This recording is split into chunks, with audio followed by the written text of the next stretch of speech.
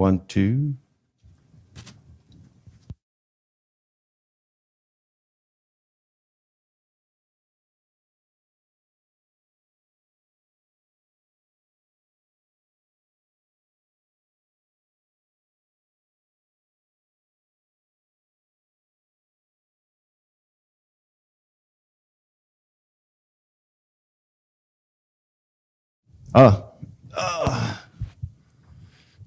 Welcome to our Wednesday evening Bible class. I don't have handouts. I printed them, and it's more frustrating, as frustrating for me when I do that. Could you turn the mic down a little bit, just a little bit? We still don't have the camera, so if you're online with us, I do have the comments up, the social comments, so I can interact with you. But you will be able to see the slides as we go through it. So it's a podcast if you're on YouTube with us until we can get the camera fixed. So we have gone through, we've taken a look at and did a survey of the book of Joshua, and we've combined these two together, looking at Joshua and Judges, and kind of taking I guess you call it like a 30,000 foot view down on these books and this timeline. And as we've gone through Joshua, we saw how it started out with the transition from Moses to leadership of Joshua. Joshua then guiding the people over. And as he came over, rededicating the people in the Passover circumcision, and they start to conquest, start with Jericho, go up, fail at Ai, then have a sin problem. They deal with that. Then they conquer Ai, and then they make the covenant with Gibeonites that gets them in trouble, triggers a southern campaign. They destroy the south, the kings in the south, and then swing north and then destroy basically all the significant resistance in the north. And then after that, the book then comes around and starts the allocation of the land, which is really, should be the most exciting time, the most exciting time ever for them, because for over 400 years, when God first promised Abraham, even back up, we can go further, because Abraham was promised this place before he even left to go there, when he left his homeland. So we're over 500 years in the fulfillment of this, which again, I kind of keep thinking to myself, I keep asking God, well, why isn't he fulfilling something? Why isn't he taking care of something? And I'm like, well, the Lord's on his time. He knows what he's doing. And we know, because one of the things he said to Abraham toward the end of his life was that his people were going to grow up, go into bondage, be there for 434 years, 35, and then they would be brought out and delivered to the land. And what he said was the reasoning, remember the reasoning? Because the sin of the Amorites are not full. So God was giving them a 432-year grace period, in a sense, which I guess he knew, that it wasn't going to happen, but he was giving them an opportunity. So anyway, after that conquest, the settlement, we find then there's this transitional period, and once the boundaries have been established and such, that then we have Joshua's death. So now we're going from a very significant structure of organization and the way they've done things in the past, from having a very centralized person to now it's going to be tribal. It's going to be a confederacy of tribes. You've heard of the Confederate States? Yeah, we hear that. We think of that when we go to the Civil War, right? The Confederate States, it meant that basically every one of them had their own independence, but yet they decided we would be together, but they were still, even though they still had one central president. But so we have a confederacy of the tribes. So now we're going to go away from having this one strong central person who's been, endorsed by God, guiding them, and they've been victorious and everything. But they settle the land, and now it changes everything. Now it's time to, you'd think, enjoy. We're here. We got it. It's kind of like, what did you do when you first moved in your house? One of the things, once you got settled, right? You put your furniture everywhere, and you get things settled in, and you kind of, after a while, you sit back and got all the picture frames hung where you wanted them, and you kind of look around and go, it's nice. It's good. It took a lot. You just moved up from cove, and it's like, what a nightmare, huh? That whole journey all the way 500 miles, bringing it up and all the stress going into it, getting the place to go, and then you found it and you get in there. That's what they're going through. And then they get it all settled and it's like, okay, we can relax. Well, the problem was the bedrooms were a mess. The garage is in turmoil. The backyard is totally broken down. In other words, yeah, you got there, you got the land, but there was still a lot of things that needed to happen. And so what we see in this is the constant reminder that Moses had given them from Mount Sinai, this idea of be faithful, follow after what our covenant relationship is, and I will bless you, and if you don't, then I'm going to punish you. That's not new. That's always been from the beginning. And I want us to always, as I'm saying this and speaking this, I want us to kind of also make it personal, that we have a covenant relationship, that God has offered us blessings. He's also, in a sense, not necessarily direct curses, but I think we can learn from, the Old Testament that when we're not following after God, it's not going to be well for us. I'm not going to say he's coming in directly and punishing us, because that's not the way he works, but life will not go well. We will not enjoy those blessings. So I want us to keep that as we go through this and understand that. Now, one of the things that in this type of a tribal confederation is now leadership's local. So when you have boundary problems, or you have somebody that's fighting intertribal, between, Manasseh and Ephraim, land dispute or anything like that, now it's not, you can't go to Joshua. Now it's between the tribes and things like this. So it's going to change that a lot. So this is going to be this historical moment after Joshua and before we come into the monarchy, before the kings. And that's what this period is, what it establishes. So some of the differences that we see in this situation that's going on is, one is that leadership structure that I talked about, that I just said, and that decentralizing it. It's temporary because the families are going to change, who's going to be in charge of that tribe. And you got 12 of them, all following supposedly after the one covenant. Now, remember, one of the first things that happened, and Joshua wasn't really involved in it, is when the 2.5 tribes were released to go back. And on their way back, what they do? They built an altar, and the other tribes were like, whoa, what's going on? The high priest gets involved. They resolved it. But you see what I mean? Those little things like that. And one of the things that they had brought up was, this is very kind of, I think we overlooked that historical moment of that conflict over the supposed false altar, and seeing what this is what they should have been doing the whole time period with the judges. For what I mean by that is that, when the other tribes saw that 2.5 tribes looked like they're building up an alternate place of worship, they intervened. They went and made it right. And and then what did they say? What did they say whenever they decided that it was okay? They said, now we know the Lord is with us. All of us. Because they knew it was kind of group punishment, that when there's sin in one tribe, there's sin in all. The sin in Achan's tribe, household, affected them all. There were men who died. They would have continued. So it's not just isolated. So these 12 tribes, it's dangerous, in other words, because who could control those Benjamites, right?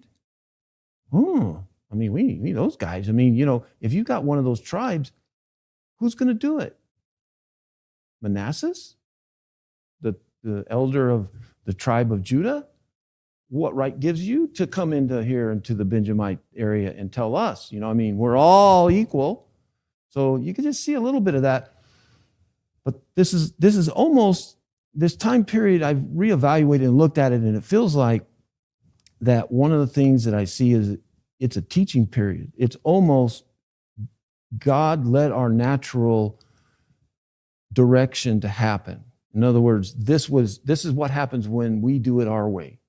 When we just allow ourselves to go and not follow, then this is what happens. And that time period of the judges, those 350 years, were a reflection of that, where you have that opportunity to where you don't need one man that rules over all the tribes. If everybody is spiritually right with God, then any conflict that was resolved would always be resolved in a very righteous spiritual way, according to the Mosaic law. There would be no problem. One elder of one tribe wouldn't go, well, I think Bob's right and your guy's wrong. You see? Well, I got to stand up for a Manasseh man, because he's arguing with an Ephraim man. No, because if everybody was following and focusing on God, it would be resolved. They would meet and they'd go, let's resolve this. And they'd find it. They would solve it. But when we don't have that, we have men involved, then we find that type of failure intertribal. The other big difference, the second one is the conquest versus settlement. You're going from a time of conquest to now it's time to settlement, like I just kind of described, this idea of all the things that they had to do to settle it in. The other really big one, the third one, is tone and outcome. The tone of Joshua was conquest. It was excitement. It was dynamic. It was covenant, covenant, covenant. And when covenant was deviated from, man, they corrected it and they came back. And it was victory. It was action. It was dynamic. And it was upbeat because they were being victorious. Judges? No, it's dark. The whole book, one of the darkest books there is, isn't that? It's the book of the Judges. I mean, the only happy stories, and they're not really happy, but is the stories of the particular judges themselves. But then when you look at why they had to do what they're doing, every one of those is because of the darkness that's over them in the land. So it has that darker and more chaotic, disorganized because of that confederacy of the tribes as well. And it just repeats, doesn't it? It just seems to repeat in the same way. So the lesson is, one of the problems we have is when we're not focusing on the right word of God and focusing in every person, focusing on God, then we're going to have these fractures. We're going to have this chaos among ourselves. And we can also see that spiraling in cycles where that lack of focus on God creates within us division. Division internally, spiritually, and collectively, whether it's individuals that are doing this as well. So it's a multi-layered application when we look through this. So the big difference there was that tone and the outcome as well. Now, who's the author of Judges? Almost all this, at least the rabbinical scholars, believe and don't argue. There's not many that disagree that it was Samuel. And it was probably written in the time of Saul. Because remember, Samuel is still around. So it's probably when they shifted into the monarchy period that all of a sudden, Samuel goes back and kind of historically documents that time period as well. So it's usually so the consequence of that covenant unfaithfulness. I think if I was Samuel and I was in that level of that position of relationship and influence, and seeing now we've gone from the prophets guiding like him. Remember when they rejected him and they took a king, him looking and thinking back historically, going, we need to remember our history. We need to remember this and bring it back. Paul does the same thing in chapter 6 of Romans. He says, when he talks about our old man and our old life, he asks him that very profound question and saying, well, and by the way, what were you really benefiting when you're living that way in the past? Look in your past. Look in your own past and remember what it was and what it affected you. And that's the problem in not looking back. So I think that Samuel would have had a great motivation for this. So it also helps to support that there needs to be a central leadership and not having it, because the kings that were good kings kind of kept a check on all the tribes. The good kings, some of them didn't care. We know more were bad, but the idea was when you had a righteous king, especially when you come to David and the initial Solomon, then you have ones like Hezekiah, Josiah, some of those, Ahaz was one of them, that you see that it helped them nationally, tribal, take them out of the confederacy, independent fracturing, and unified as well.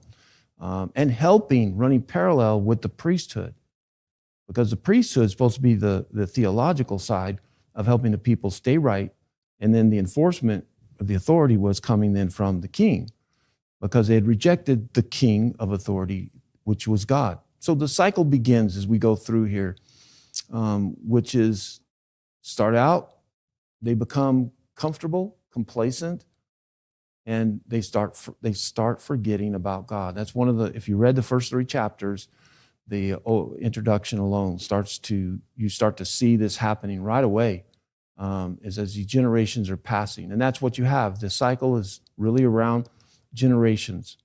And a generation, 35, 40 years or so, we find them spinning all the way through, from starting into the sin, and by the time they come back around to deliverance, it's about a 35-year or so cycle. And the book starts out, it almost repeats some of the history of Joshua and bringing back the historical perspectives of some things that happened, and reminding us about the transition of Joshua dying, how many years he lived, and stuff like this. And also especially the first 2 chapters, talk about the land and the promises, and then the lack of removing people out. And that's one of the things that happens, is that they basically shows an incomplete conquest, the first chapter. Israel chose this practical compromise. In verse 28 of chapter 1, it came about when Israel became strong that they put the Canaanites to forced labor, but they did not completely drive them out. So we'll put them to work. And, that's one of the warnings Joshua said in Joshua 23. He warns them in his farewell in verse 12, "For if you ever go back and cling to the rest of these nations, these nations which remain among you, and intermarry with them, so that you associate with them and they with you, know with certainty that the Lord your God will not continue to drive these nations out before you, but they will be a snare and a trap to you, and a whip on your sides and thorns in your eyes, until you perish off this good land which our Lord your God has given you." Now, this, as well as many other places, reminds me that God's land was not promised forever to the Israelites. It wasn't a forever mortgage. It wasn't a forever ownership, not mortgage, but ownership. And that's what's kind of being taught, is that, that land overseas right now, Israel, is something that is theirs. Yeah, that God gave it to them, and it's always to be theirs. And so that's kind of oversimplifying, because we do know he did punish them, captivity, right? And they come back. But we also, others. And so even here, we see it's conditional, in other words. It's conditional upon faithfulness. And so he warned them very strongly. If you allow them to stick around and you don't get rid of them, they're going to come back. In verse 2 of Judges, chapter 2, verse 2, he says, now, what happens in the first verse of chapter 1 is, it says, the angel of the Lord comes to rebuke them. Now, listen, when you see this and you listen to the angel of the Lord speaking, he says, "And as for you, you shall make no covenant with the inhabitants of this land. You shall tear down their altars, but you have not obeyed me. That is this you have done." What is this you have done? "Therefore, I also said, I will not drive them out before you, but they will come as thorns in your sides, and their gods will be a snare to you." This is God himself in a representation of the angel. This is not Michael, another angel. When it says the angel of the Lord, it's the Lord himself. You can go through many verses and you can pull it up. The reason we know that is, one, every time it's mentioned, you see this angel of the Lord speaking in first person. Have you ever heard somebody talk in third person? It's weird, isn't it? Well, Ron thinks, what? You're right there. And that you've heard that. Sometimes people do that, or in a movie you'll see somebody talking in third person, and it's like you're talking about yourself in a conversation with us. Immediately that ain't right. So that's one of the kind of quick tests you can look at when you listen to the voice of the angel of the Lord talking. He's not talking in third person. He's talking in first person. And a lot of the other prophets and such, you'll hear the difference between the way it's presented. So very clearly, he's reminding him of a covenant, and he even reminds him what he told him already. You know, didn't I tell you this? I told you this, what's going to happen.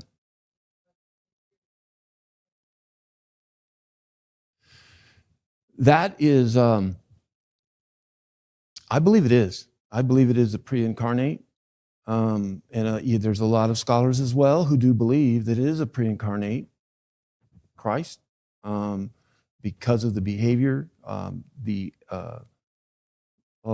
angel of the Lord appeared before Joshua. Remember when he came into the land with a sword and had that conversation? And that was first person. That was not Michael or some other angel. We very clearly know that's an incarnate and the way he's speaking.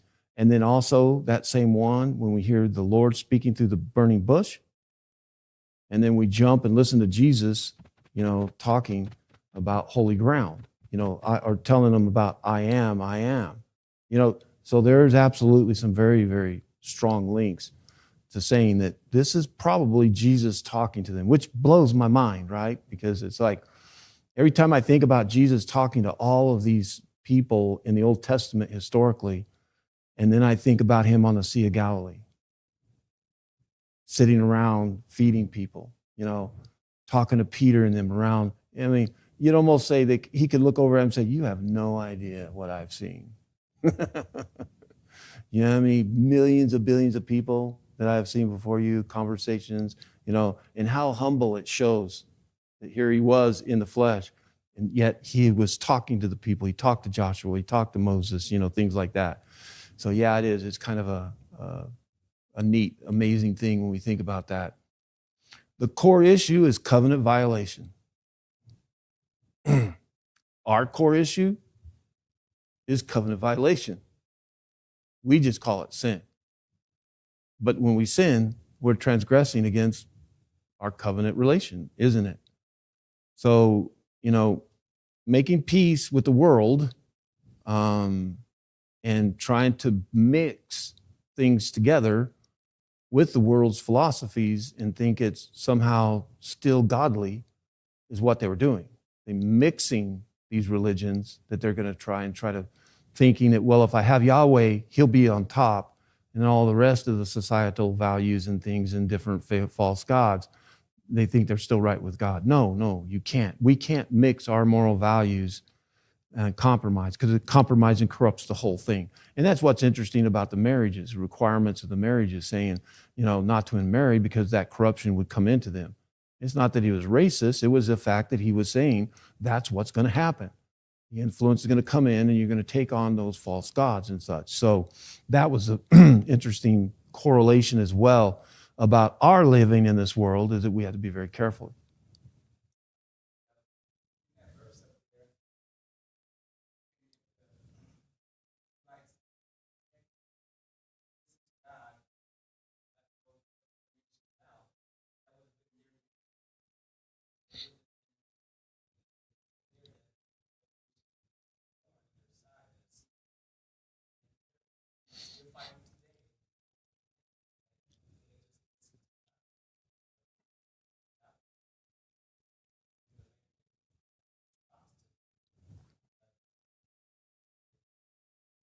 Yeah, it also shows that they're not willing to do the work to get rid of the people, but guess what they're going to do? They're going to do a whole lot more work in fending them off and fighting them. They're going to lose a whole lot more people in the future because they're not going to remove them through wars and through sin. And that's another thing, is sometimes we want to take the path of least resistance in solving our problems and our behaviors. And it's like, no, you can't put it off. You can't wait. You have to deal with it, because not dealing with it and thinking you can get away with it, no, it's going to come around. And that's almost a principle in life, isn't it? You know, sometimes, you know, eventually it's going to come back onto you as well. And so the consequence, again, God's not going to drive them out. He's going to allow them to stay there. It's and one of the things as well, when we listen to that, the way it says, God's not going to drive them out, because we know they try, but then the Lord actually goes against them. and he doesn't help them. Remember, every time they tried to do it on their own, they failed. And so God will not drive them out. Remember, who got the land for them to begin with? God. God drove them out. But because they didn't get up and go, they didn't. So it's kind of interesting that they got to do the action and have the faith that it's going to happen, or God won't drive them out. So it's God focused, in other words. So verse 16, we see the reason. Then the Lord raised up judges who delivered them from the hands of those who plundered them. Yet they did not listen to their judges, for they played the harlot after other gods and bowed themselves down to them. They turned aside quickly from the way in which their fathers had walked in obeying the commandments of the Lord. They did not do as their fathers. So, it's not like they spiraled so deep, hundreds of years. The other thing is, in that reprieve of these judges coming and restoring them back, was it gave them history again. It gave them history to go back and go, wow, we've been through how many judges now? 4? Okay. Let's try not to do that again. Well, what got us to where we needed a judge? Oh, that's right, man. We forgot about God. And then, man, he allowed the Amorites that one time, the Edomites another time. And every time we started going away, so let's don't do that again. So they would have, 35 years where people would remember that. And about the end of that 35 years, people would forget their history. That's happening in America, our own nation. I'm not saying biblically, I'm just saying historically. Nobody remembers, 35 years ago. They don't, you think about it. We don't remember the 60s. Who remembers the 60s, all that went on during the 60s and the 50s even? Very few. And the younger people, you ask a Gen A, the Gen Zs today, what it was like to go through the 60s and the 70s and what history we should have learned from that, and the Watergate and the corruption and the things that we saw just in that. And then going through what we've experienced in our nation, the turmoil, the violence, the protests, and all that. But no, because we don't remember our history, guess what we're doing? We're repeating it.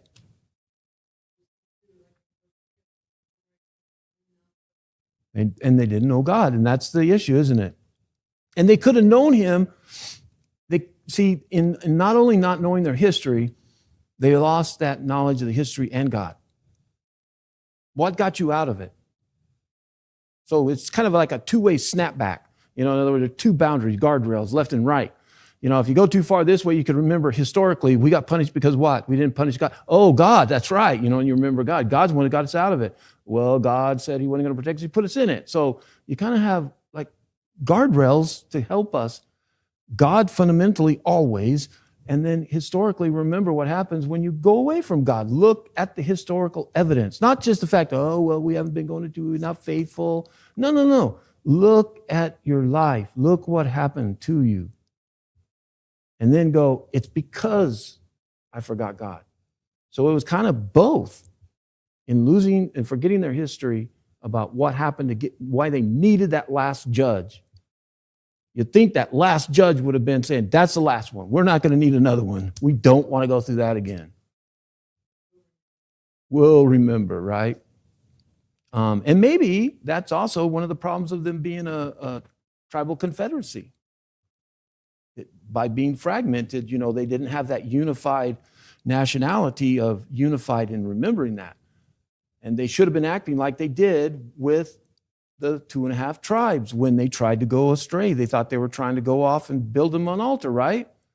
And the other ones would go, whoa, we remember in the wilderness. See, that generation remembered the rebellions in the wilderness, right? And they're like, when they were finally settling down, they're like, whoa, we know what's going on. Remember, Moses reminded them.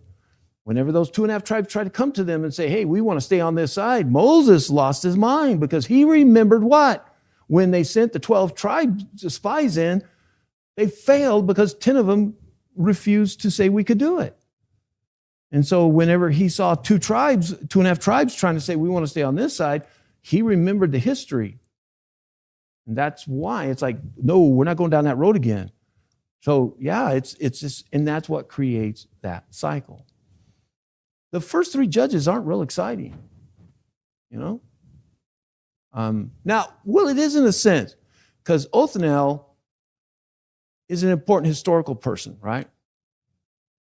He is Caleb's brother. He's Caleb's brother. He's the one that Caleb said, yeah, his uncle, yeah, we'll talk about that. Yeah, you're right.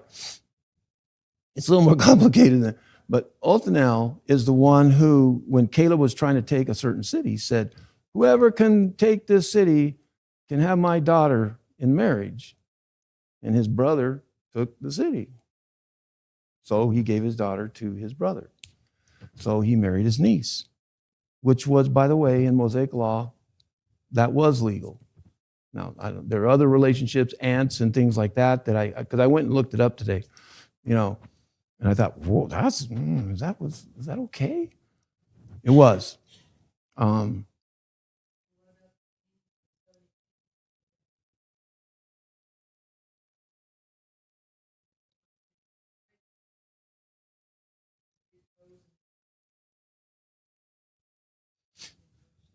Well, there's some of that, but it's like the first three are kind of, you know, the way it comes around. It's just kind of like the first three are like a quick little introduction. They're put in real quick and get you set for it. That's why Othniel, I think, is of the two. Well, Ehud, I guess I should say they're not boring because, you know, the next one as well.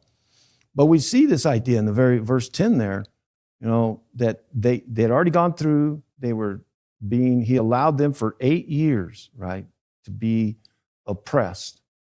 And they cried out, and that's a short period, 8 years compared to many of the others. And this is the first judge. So it's interesting that God allowed them only to experience 8 years of suffering before he then raises up Othniel. You know, he also is going to be really the last, I believe, that we can trace back to those who have that kind of connection to the original patriarchs, you know, where we see that later on. But Othniel, so historically, he is. So he empowers him, grants him victory. 8 years of suffering, they end up gaining 40 years of rest. See, 35 to 40 years, you see that. So God, he uses faithful leaders and gives relief.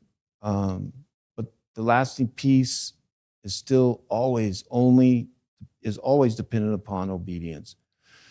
Faithful leader doesn't mean it's going to be able to keep everybody there as well. It can't last. So that's what is so forgetful about it. Then the next judge we have is Ehud, this is kind of an interesting one because he's from the tribe of Benjamin, and he is left-handed, which since I'm left-handed, I always thought that was interesting. Don't find a lot of decent left-handers in the Bible. They usually look at left-handedness being weird. But he also is an unassuming character to begin with, and then is chosen, and it's, you know, while he's sitting alone, you know, while he's by himself, you see the Lord is getting him, inspiring him to come along and rises him up. But he had something. You know, all these men, another thing is they had something that the Lord saw was faithful, that they were going to remain faithful. So Ehud, just kind of in verse 20 here, Ehud came to the king, and Eglon, and he comes to him while he was sitting alone in his cool roof chamber, and Ehud said, I have a message from God for you. And he arose from his seat. Ehud stretched out his left hand, took the sword from his right thigh, and thrust it into his belly. And then it describes the gore. I mean, it went to his hilt, talks about disembowelment. I mean, it was bad. But he's able to sneak out, convince his servants, don't go check on him. They're afraid of him too. You kind of get that. He sneaks out and he's away. But when he gets away, he then rallies everybody.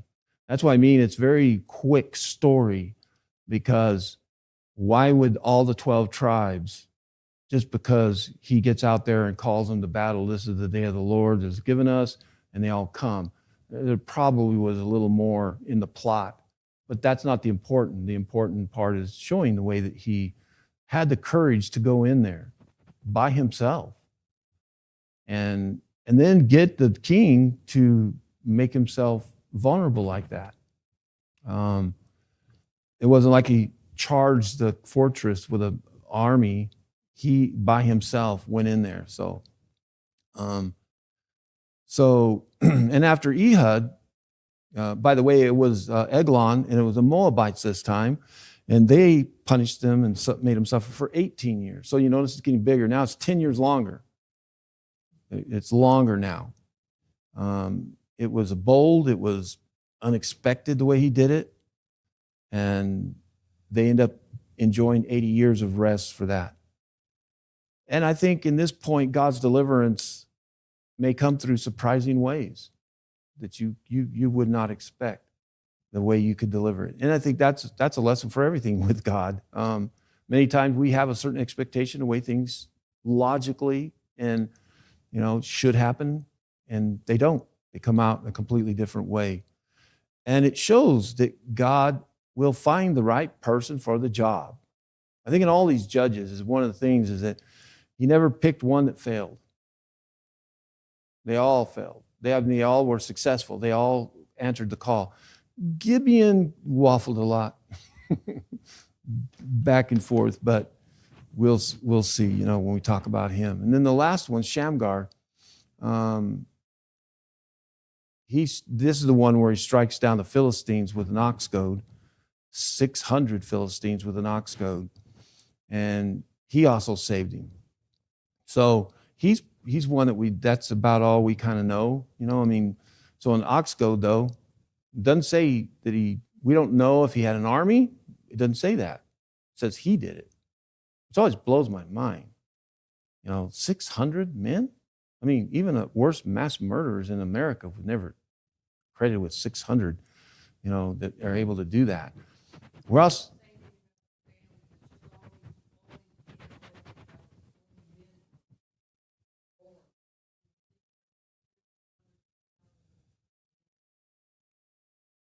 Mm-hmm.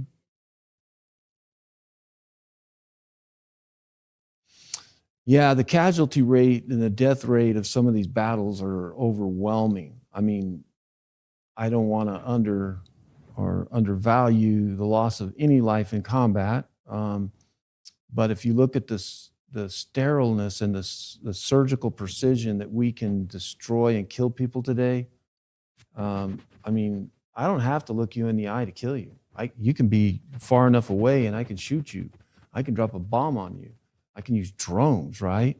These people were up in their faces. That's a whole nother thing, to watch the life drain out of somebody when you whatever you do to kill them. To kill 600 men with your bare hands, and that alone, well, he had a ox goad. So one of the things that we're going to talk about, why I'm kind of going a little light on those three judges, is this idea of these false gods that pop up. They don't just pop up. They've been around from the time of Babel. You start to see these, there's a whole list of gods that come up, but this is the one. Baal is really Baal is the way it's pronounced more appropriately. And it's interesting how it is trying to emulate that he's a god. He is the god. But you notice that it's weather, which if you don't understand science of weather, you don't forecasting and all the science between air temperature, jet streams, and things like this. But we know it, but we also see the powerful effect that a flood happens, storms hit us, tornadoes, all these different natural disasters that can occur because of nature. And also back then, being more of an agrarian, agricultural focus and animals, they depended on water. They didn't have all this well technology and being able to pump water 500 miles like we do from the Colorado River to Phoenix.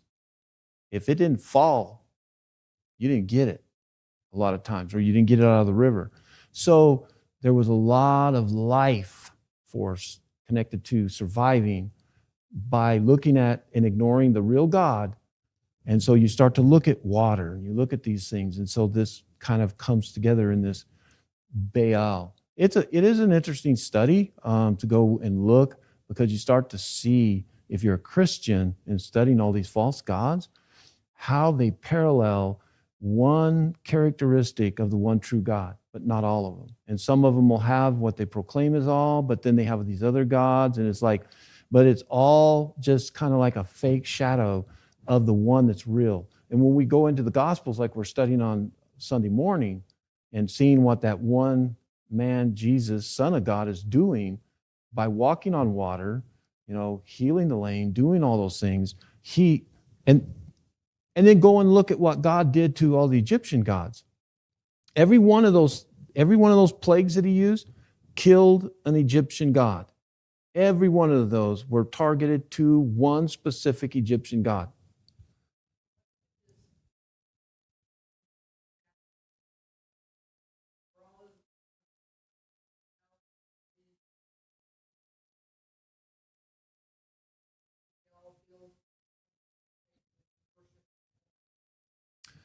They had household figurines that they would have as well, because they believed that if they had that figurine in their house, that would entice the god to possess into that, in sense, an essence of him.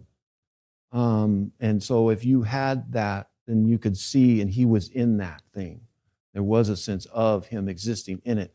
And then they did have more, I guess,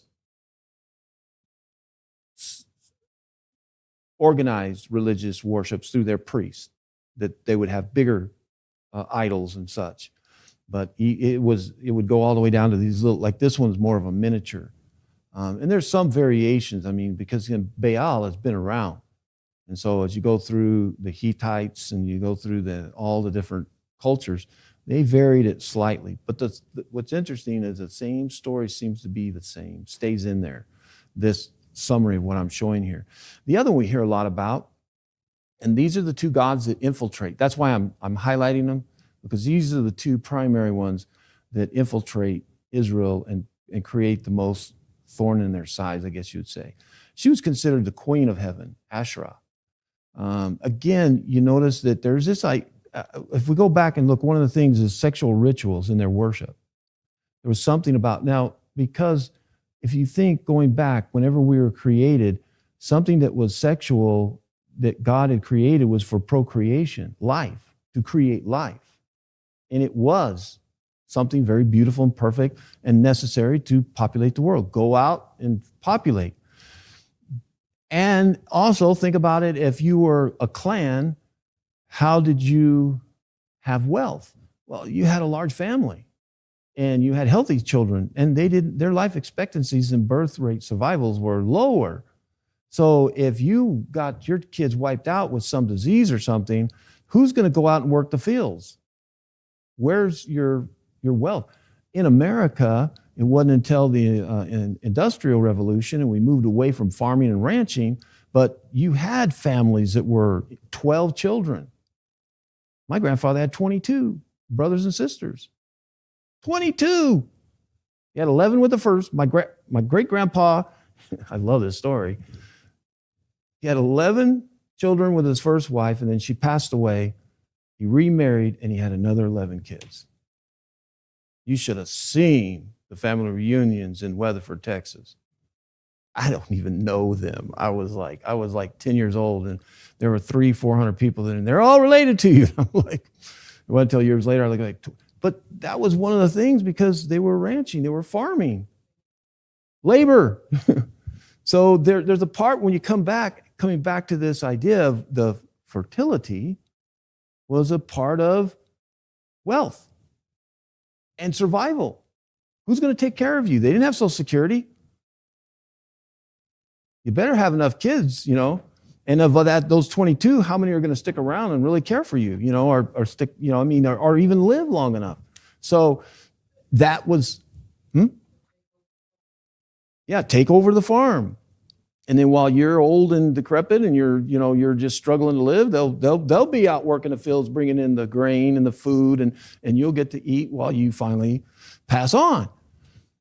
They weren't waiting around at the mailbox to get a Social Security check, right? They were waiting. Everything about your existence was around having children and family. And so that's why you see in these pagan gods this essence, even to the Greeks.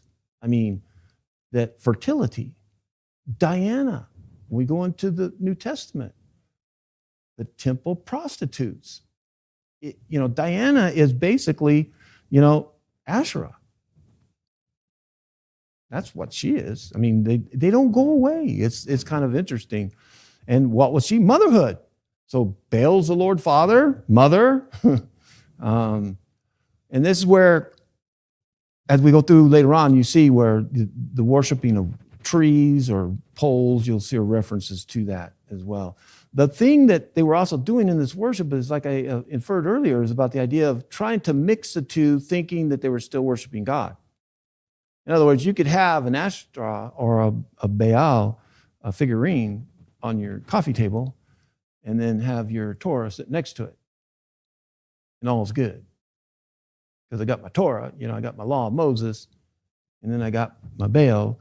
And it's kind of like, you remember, what I think of is when Paul went into Athens and he's walking along and he says, I perceive that you're a religious people because you have a statue for every god, and to the point that you even have one in case you miss him, you don't insult him. There's one for the unknown one that we don't know. That's the superstition that they kind of had, was this. So I think that's why it was easy for them to accept. It's like, well, okay, we got Yahweh, but why not these other ones? All these other nations around us have it. Let's have them too. So there was an allure to it, wasn't it? To these pagan gods. The cultural assimilation, the influence of the Canaanite practices. You see that a lot when two cultures will merge. You see it regionally, like here in New Mexico. The history of the Arizona-New Mexico territory going back to the 1600s when the Spaniards came in, and then the influence that the Indians had, the food, cultural things like this. I'm reading the Apache Wars, and one of the things that popped up to me was the Apaches have this ritual that is identical to the Mexican quinceañera, which is the coming of age of a girl. And I'm sitting there reading this whole thing about all that they're doing, the Apaches, for the young women, and I thought, that's a quinceañera. And the Apaches were here long before the Spaniards, right? And then the Spaniards intermarry with the Indians, and so you see the cultural blend. And so even though we think that the Spaniards came in and they dominated everything, nah, they blended. Even the Spaniards and the Indians, their cultures mixed. And you'll find that the Indians started mimicking things that the Spaniards were doing. So that's kind of an interesting, maybe a little very current history that we can see, in our time on our continent. And so you want to be accepted. That's a peer pressure too. We have that individually in groups at work or our neighborhood and stuff, The old saying, keeping up with the Jones, right? Jones put 5 rose bushes out front. They look really good. And then the wife goes, hey, I want rose bushes. Oh, let's put rose bushes. So we put rose bushes, And so I hated them, but I did it because Ron had them, or something like that. So, and then everybody's got roses because one knucklehead planted roses, and now everybody's got them. And you got to have them. You got the weird house because you got no roses on your house. What's wrong with you? So it's that type of weird assimilation that we want to feel in that. And that, though, was culturally corrupting the fundamental relationship with God. That was the whole thing. In the allure as well with these pagan gods was agricultural. Remember what I said was this idea that, hey, maybe this God can tap into the part where we need our crops watered. We need to, my wife has been having, miscarriages. And so we need to have children, So you start to go, well, why not? It's kind of like somebody with a terminal disease. Well, let's try eating avocados with mushrooms. Why not? There's nothing else, so let's throw that in too. Like vitamins, during COVID. Whoo, man, I wish I owned stock in vitamins in COVID because they were throwing out all these vitamins, and I think they're real. I mean, the vitamins are good, what they did recommend. But it's like, I remember myself thinking, well, why not go ahead and take cumin? You know? Oh, I should go ahead and do D. I get outside, I got to, but it's like, why not? And that's what it was like. It's almost like a why not? Why not Asherah? What's it going to hurt? And God never said he was a God of agriculture, but these gods say they are gods of agriculture, see? Because God was God of everything, but they missed that. So it had that kind of idea, that promise. And of course, like with the temple prostitutes in Diana worship, woohoo, why not? Pleasure yourself, enjoy your flesh, and I'm doing it for God. We've seen people do worse things to justify their behavior. And so you could see this as well, something that even in cults in our country that we've had, there seems to always have this sexual aspect to them in manipulation and use. So even though we may not have Asherah and Baals, they're alive and well in the concepts and practices that are being shown in different cults and things even today. So that sensual temptation. The obvious lessons that we see, is a need for courage. Courage to take action when he's told us to do it. He's told us to take action. They sat around, they tolerated it. They tolerated, compromise. And then they allowed compromise, and then they accepted it. And then it wasn't a compromise any longer. It was who they were. And so we have to have the courage and obedience, which sounds like they don't, you can't have one without the other. I know a lot of courageous people, but they don't obey, So some of the less obvious lesson is the significance and remembrance and preparation, the importance of remembrance, right? What I said at the beginning of the class, the idea that don't forget where you came from spiritually today for us. Your life was not better without Christ. And every time, if you'll look closely, when you wandered away into that your own spiritual little cycle like they experienced, it wasn't good. But God always, in these stories that we see, has grace and love. And that's why he has the compassion to then give us a deliverer. Grateful for the fact that we have the best one, and that's Jesus Christ. All right, so next week, 4 and 5, we'll go through that. So that is the lesson for tonight. Anybody have any closing comments or thoughts? And if you're online or you watch this in the future, we're glad you took the time to be with us and listen to this. And if you got questions or comments, and drop in there. If you enjoyed the class, you didn't like it, either way, helps me to know if I'm teaching effectively or could do something better. So before we wrap up, let's go ahead and have a word of prayer.